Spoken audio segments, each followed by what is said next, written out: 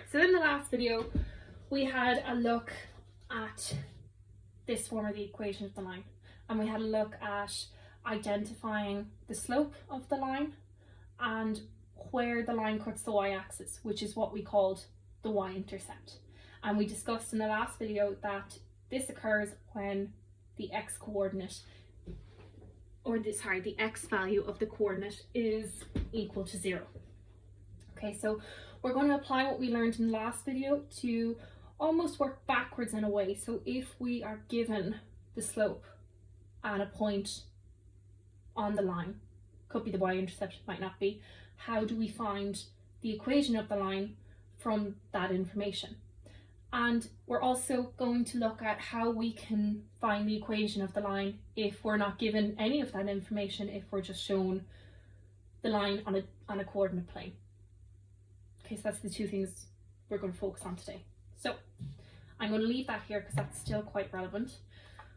But probably the most important fact of this video is that if you want to find the equation of any line at all, you need two things in particular.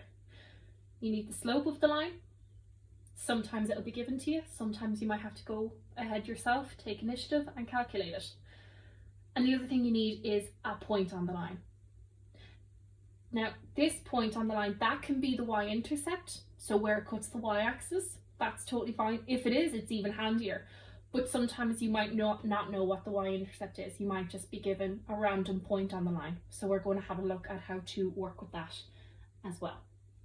Okay, right, let's start off with examples, because examples are the best.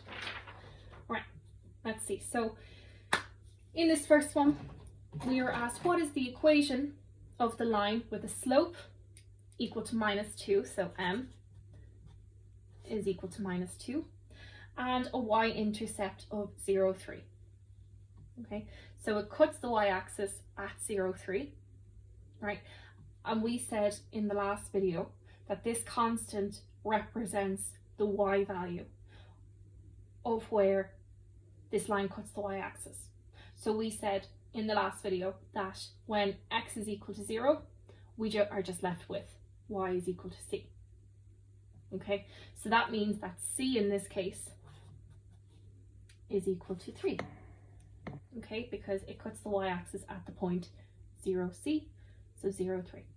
Okay, it's like matching up the puzzles. Right, and we're asked to write the equation of the line.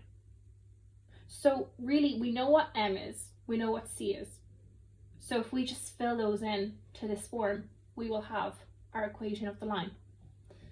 So all we need to write there is y is equal to the slope times x. So that's a slope of -2 times x plus our constant, which is 3.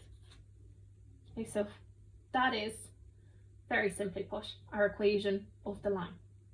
Okay, you can see from this, because that's what we wrote it to be, it has a slope of -2, which is what we need, and when x is equal to 0, y is equal to 3, which is what we need for our y-intercept.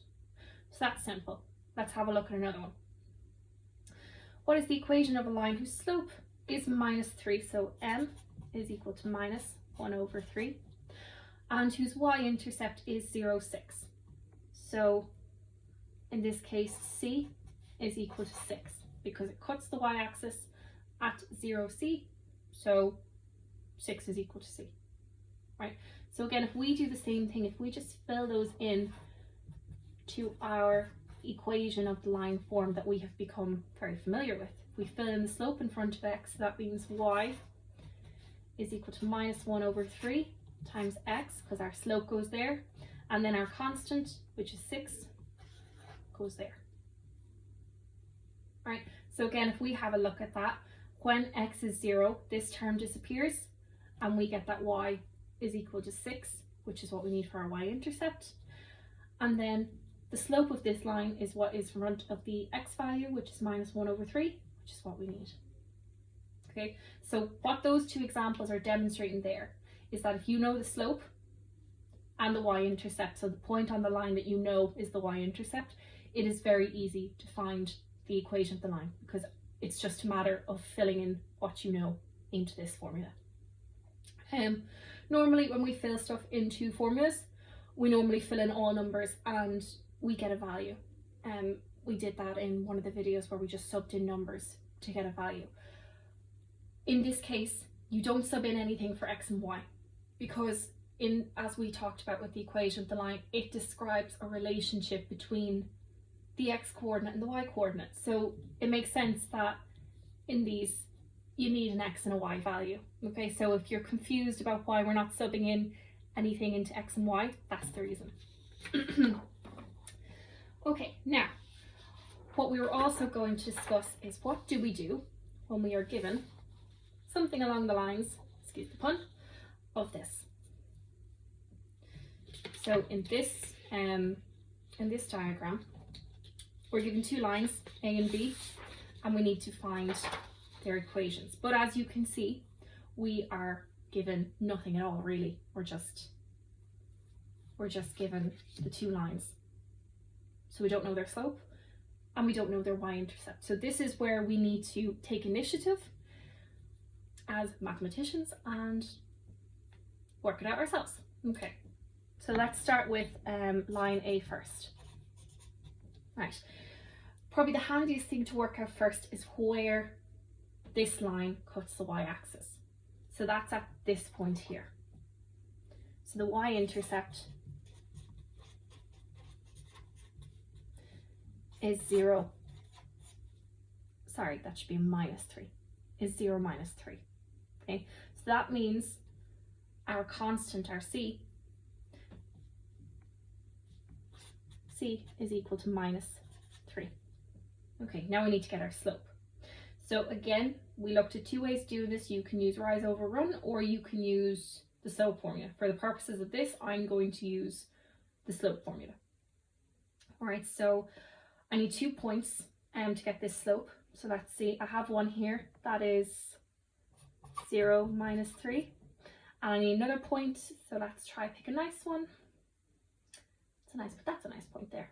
Pick that one. It could be any two random points, you're just trying to find the slope. So that is the point -1. No, that's not the point -1, that's the point -3 minus 1. My apologies. Okay, so our slope m is equal to y2 minus y1 over x2 minus x1. Right, so I'm going to say this is my x1, y1, and this is my x2, y2. Okay, so y2 is -1 minus my y1 value, which is -3. So be careful of that double negative. And then my x2 value is -3 minus my x1 value, which is 0. Okay. So that is equal to -1 minus -3. So that's equal to -1 plus 3 over -3 minus 0, which is just -3. And then simplify that down again. -1 plus 3 is 2 over -3. So our slope here is m is equal to -2 over 3. Okay, now looking at this, so we're on line A. We know what the value of c is, we know what the slope is, so we can just do the same as we did last time. So if we've y is equal to mx plus c, that's the one we've been working with thus far. And we fill in what we know, so y is equal to -2 over 3x, and then c is -3, so be careful, that minus comes with it. And that right there is the equation of line A. Okay. And if you look at it as well, it makes sense. Line A, it's got a negative slope, so we have that right. Cuts the y-axis at 0 minus 3, so that works there. When x is 0, y is -3. Right, so it's as simple as that. Okay, and as I said, point of this video, you need to find the equation of a line, you need the slope, and you need a point on that line. Okay, let's have a look at line B. So again, you know, if you're practicing this for the first time, now might be a good idea to pause the video and try find out the equation of line B yourself. And when you have that done, you can just play it, because I'm going to go ahead and do that now. So line B. Okay. Right, so again, we'll start off with the easy part, the y-intercept.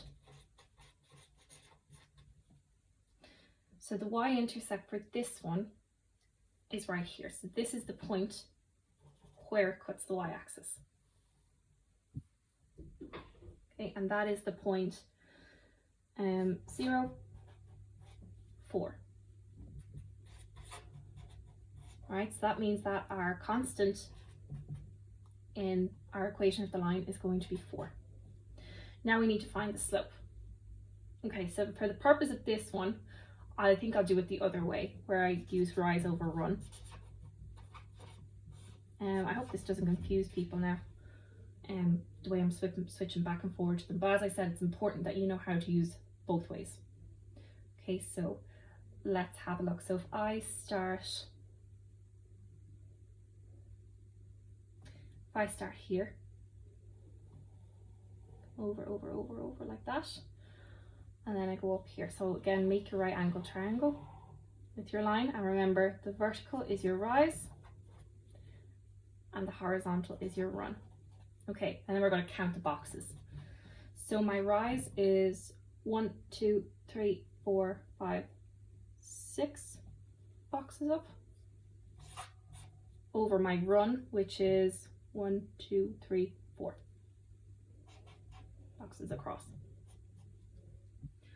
Okay, I can simplify that to be a slope of 3 over 2. I've just divided both top and bottom of that fraction by 2 there. Okay, so that is my slope. Right, so now we're going to fill in what we know into this equation. I think it might be time for a new marker. Ooh. Okay, I'll get this question out of it first. So our slope is 3 over 2, so we fill that in. Y is equal to 3 over 2 x. And then our constant we said was 4, so plus 4. Okay, and again, think to yourself, does this make sense? Okay, so the line is going up to the right, so it has a positive slope, so that's good, looking good. And then as well, it cuts the point at 0, 4. So if x is 0, if that disappears, y is equal to 4. So that checks out as well.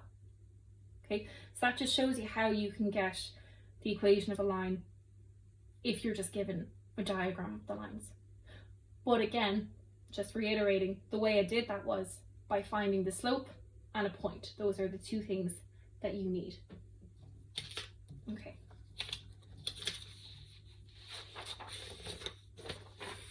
Right, I think we're going to have to bid farewell to this marker now to get a new one.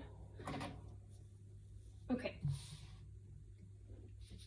Now, this is the tricky bit. So what happens when we don't know the y-intercept? So far, our point on the line has always been the y-intercept. What happens if we only know the slope of a random point in the line? Okay, so a random point being any x1, y1 value where x is not necessarily 0. Okay, now the formula we use for this, and it's available in the log tables, is y minus y1 is equal to mx minus x1. So again, as I said, you need the slope, which is m, so that goes in there, and then you need a point on the line. So that is the point x1, y1. And interesting enough, you don't need to know this, but this formula is actually derived from the slope formula. Okay, so if we're getting the slope of our line, and we've seen this so many times now, we've m is equal to y2 minus y1 over x2 minus x1. Okay, and the I'm actually not going to call it y2 and x2 for the minute. Okay, I'm just going to leave them any random point just for the purposes of this formula. Right, so as I said, you need the slope, you need a point, and what happens is if you just multiply both sides of this by x minus x1. Okay, what's going to happen is whatever's below this, so see the way it's on top and below the fraction, they'll cancel. And so you're left with x minus x1 times m is equal to y minus y1.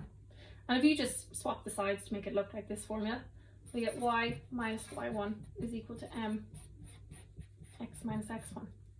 So really, this formula, it looks new and it looks weird, but it's actually just derived from the slope formula.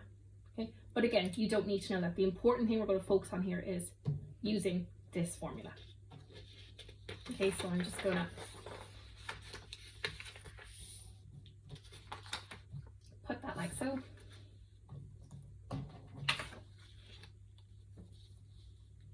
To have it down there too.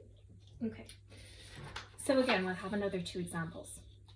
Find the equation of the line which has a slope of -3 and contains the point 4, 2.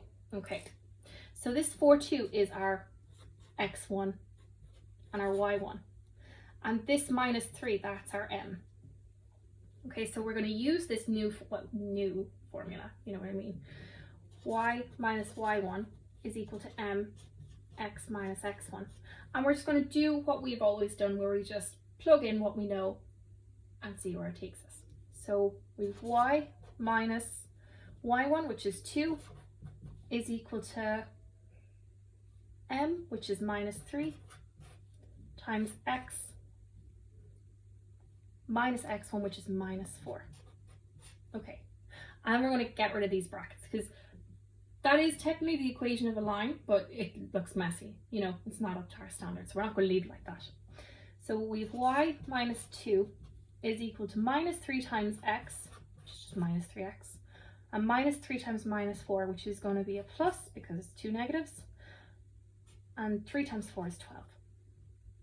Okay, the last thing I'm going to do is I'm going to tidy it up a bit to get it in our usual form.